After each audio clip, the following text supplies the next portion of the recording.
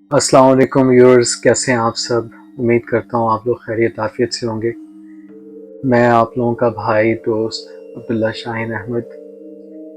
मैं माफ़ी चाहता हूँ, रमज़ान की मसरूफ़ियत की वजह से मैं नहीं आ सका ज़्यादा, और ये 10-15 दिन की छुट्टी काफ़ी अच्छी थी।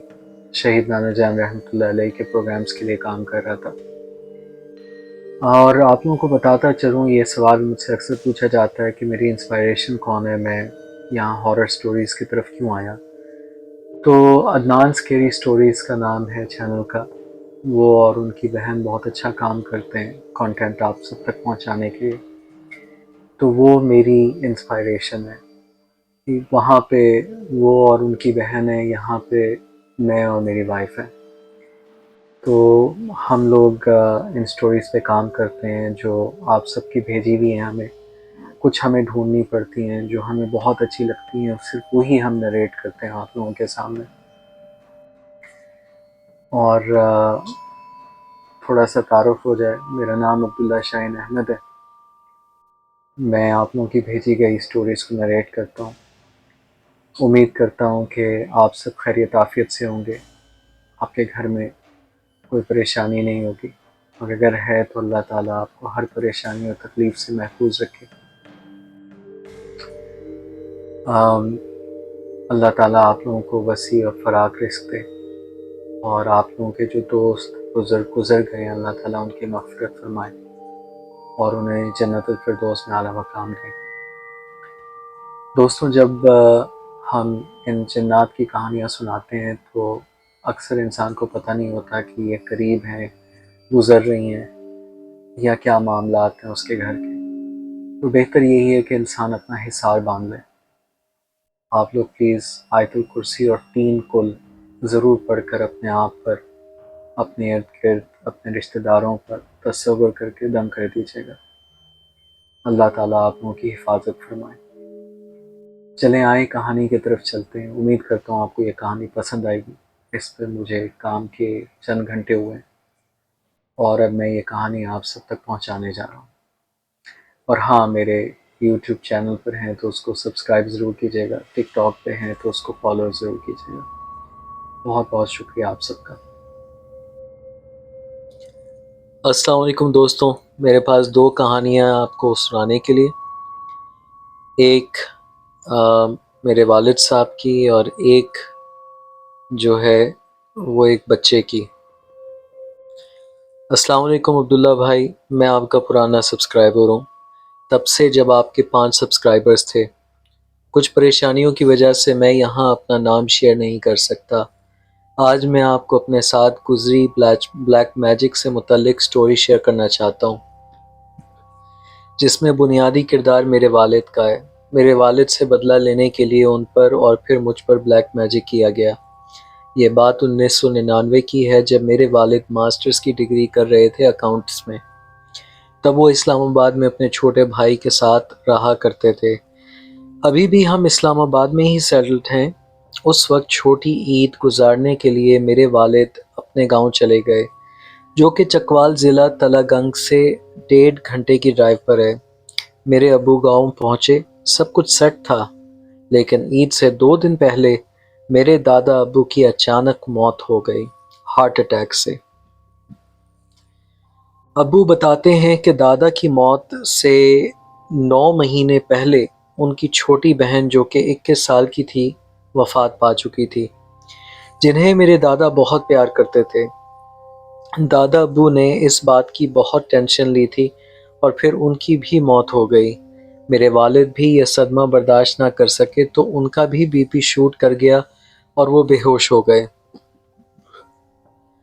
जब डॉक्टर ने चेक किया तो ऊपर वाले और लोअर वाले बीपी में सिर्फ 5 डिजिट्स का गैप रह गया था।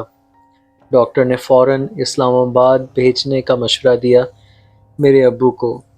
वहाँ हॉस्पिटल में दाखिल किया गया तो पता चला कि ब्लड प्रेशर ना उनके गुर्दे को मुतासिर किया और उनके गुर्दे फेल हो गए। कुछ अरसा डायलिसिस चलता रहा और फिर ट्रांसप्लांट के बाद वो बिल्कुल ठीक हो गए। لیکن گردے فیل ہونے سے پہلے ابو کی کسی رشتہ دار کی بیٹی سے منگنی ہوئی تھی، جنہوں نے اس برے وقت میں ابو کا ساتھ چھوڑ دیا اور منگنی توڑ دی۔ جب ابو ٹھیک ہو گئے اور انہیں ایک ملٹی نیشنل کمپنی میں جاب مل گئی، گاڑی ملی اور وہ نارمل لائف میں واپس آ گئے، تو 2002 میں میرے والد کی میری والدہ سے شادی ہوئی اور میں 2004 میں پیدا ہوا، اگست کے مہینے میں۔ پھر 2006 میں جب میں 2 سال کا تھا تو میرے ابو کا دوبارہ مسئلہ بنا شروع ہو گیا۔ مجھے تو ہوش نہیں تھا، میں بچہ تھا اس وقت۔ یہ سب میری مما نے بتایا کہ ابو کی طبیعت بہت خراب ہو گئی تھی۔ ابو کو اسلام آباد کے ہاسپٹل لے جایا گیا، جہاں پتہ چلا کہ ابو کا گردہ ٹرانسپلانٹ بھی 4 سال بعد فیل ہو گیا ہے۔ میری مما بہت کم عمر تھی تب، سب نے کہا کہ چھوڑ دو، لیکن مما نے ایسا نہیں کیا۔ لیکن جب میرے والد بیمار ہوتے تھے تو میری دادیال کی طرف سے کافی زیادتی ہوئی میری مما پر۔ میری دادی، جو میری مما کی ساس تھیں، ابو کے بھائیوں کو کہتی تھیں کہ اس کے مہکے چھوڑاؤ۔ یہ وقت میری مما نے بہت صبر کے ساتھ گزارا۔ ابو کافی بیمار تھے اور آخری مراحل میں تھے۔ 6 مہینے تک ان کے ڈائلیسس ہوتے رہے، لیکن ان کے ساتھ جو کچھ ہو رہا تھا وہ میڈیکل ایشو نہیں تھا۔ ابو کے بڑے بھائی، میرے بڑے تایا، جن کی بھی بلیک میجک سے موت ہوئی تھی، اس وقت سعودی عرب میں جاب کرتے تھے۔ ان کے ایک بنگالی دوست تھے جو بہت نیک آدمی تھے اور حساب لگاتے تھے کہ جادو کس نے کرایا اور کیوں کرایا۔ وہ واقعہ نہیں ہوا، لیکن مجھے ساری زندگی کے لیے گردے کا مریض بنا دیا گیا۔ پر اللہ کی رضا میں راضی ہوں۔ بس میرا ایک پیغام ان لوگوں کو جو یہ جادو وغیرہ کرتے ہیں کہ دیکھو، یہ سب کر کے تمہارا اپنا نقصان ہے۔ جادو کرنے والا اسلام کے دائرے سے نکل جاتا ہے اور کبھی داخل نہیں ہو سکتا، چاہے جتنی بھی معافی مانگ لے۔ کسی کا ہنستا بستا گھر اچاڑ کر کیا ملتا ہے ان لوگوں کو؟ اللہ ایسے لوگوں سے ہمیں محفوظ رکھے، آمین۔ دوسری کہانی۔ ہم پٹھان لوگ جوائنٹ فیملی میں رہتے ہیں۔ رات کو وہ بچہ بہت زیادہ چیخنے چلانے لگا۔ گھر والے اسے قابو میں کرنے کی کوشش کرتے، مگر وہ کسی کی قابو میں نہیں آتا تھا۔ صبح ڈاکٹر کے پاس لے جایا گیا، مگر کچھ فرق نہ پڑا۔ دن میں تو وہ ٹھیک رہتا، مگر عشاء کی نماز کے بعد اس پر جیسے کوئی حاوی ہو جاتا اور وہ بے قابو ہو جاتا۔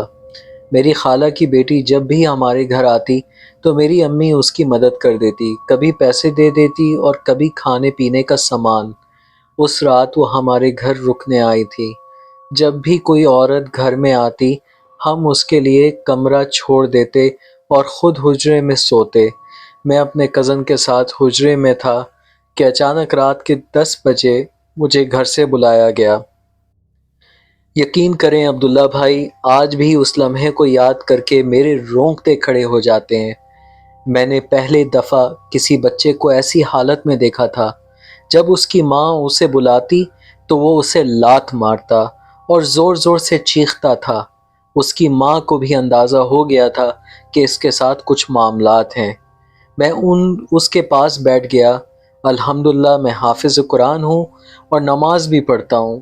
میں نے اسے کہا کہ تم بھی اللہ کی مخلوق ہو اور ہم بھی، مگر قرآن کے سامنے تم بے بس ہو، تم کچھ نہیں کر سکتے۔ جیسے ہی میں نے یہ کہا، اس کی حالت کچھ بہتر ہو گئی۔ پھر میں نے سورہ جن اور قرآن کی آخری 4 سورتیں پڑھنا شروع کی۔ عبداللہ بھائی، آپ یقین کریں، وہ بچہ بالکل پرسکون ہو گیا۔ اس کی ماں نے اس کا ہاتھ چھوڑ دیے اور وہ آرام سے قرآن سن رہا تھا۔ جب میں نے سب کچھ پڑھ لیا تو وہ بالکل نارمل ہو گیا۔ اس کی ماں نے مجھے بتایا کہ جب اس پر یہ کیفیت طاری ہوتی تھی تو کوئی چیز اس پر حاوی ہو جاتی ہے اور اسے بہت تنگ کرتی ہے۔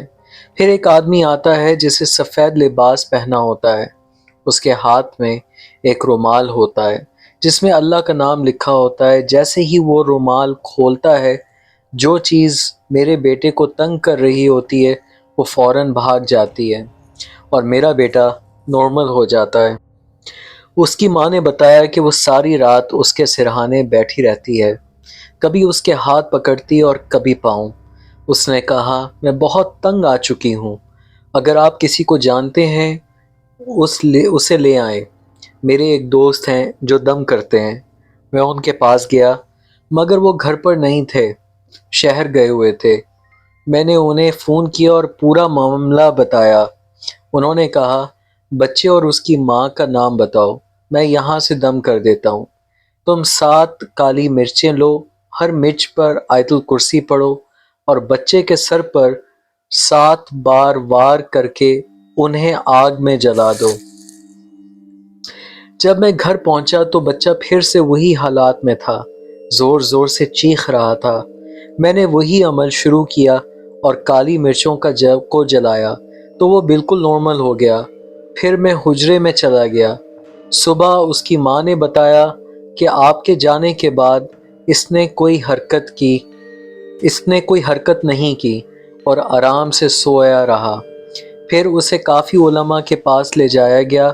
ایک صاحب علم نے بتایا کہ جس چوری کو بچے نے اٹھایا تھا اس پر کسی نے کالا جادو کر کے کوئی چیز کاٹی تھی، پھر اسے پھینک دیا تھا۔ وہ بچہ اسے اٹھا کر گھر لے آیا اور بیچ دیا، اس لیے یہ سب معاملات شروع ہوئے۔ اب وہ بچہ بالکل ٹھیک ہے اور اس نے ایک تعویذ بھی پہنا ہوا ہے۔ عبداللہ بھائی، یہ تھی میری کہانی، اگر اچھی لگے تو شیئر کیجیے گا۔ اللہ حافظ۔ اگر آپ چاہیں تو مجھے اپنی سٹوریز کو بھیج سکتے ہیں، جو مجھے اچھی لگے گی اس کو میں نریٹ کر دوں گا اور آپ سب تک دنیا تک پہنچاؤں گا۔ یوٹیوب چینل کو سبسکرائب کرنا نہ بھولیے گا، ٹک ٹاک پہ ہیں تو فالو کر کے کہانی کو آگے ضرور شیئر کیجیے گا۔ شکریہ، اللہ حافظ۔